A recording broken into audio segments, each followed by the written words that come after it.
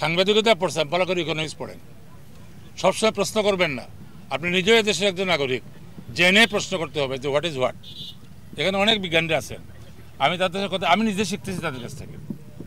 আমাদের কৃষি বিজ্ঞানী যারা আছেন, সারে ভর্তি অর্ধেকের বেশি দেয়। 54 টাকা যদি কেজি হয়, আর এখন যদি 21 টাকা 22 টাকায় সার দেয়, তাহলে কি পাচ্ছে না? ফড়িয়া, দালাল, এই টার্মগুলো হলো সব ইকোনমিক্সে।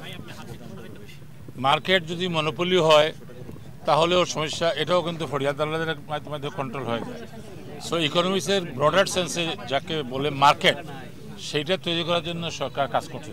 তার মানে এখানে হোলসেল ট্রেড এরিয়া থাকবে, রিটেল ট্রেড এরিয়া থাকবে। ধানও যেমন আমাদের একটা মানে পণ্য, চাউল ধান একই পণ্য, এটা যাতে প্রান্তিক যারা চাষ করে তারা যদি অধিক মূল্য না পায়, তাহলে তারা উৎসাহ হারিয়ে ফেলে। এই উৎসাহ হারানোর কারণে দেশে অধিক মানে ফসল ফলাবার যে আমাদের যে স্লোগান স্মার্ট বাংলাদেশের, সেটা কিন্তু ব্যাঘাত ঘটবে বা সেখানে ব্যাহত হবে।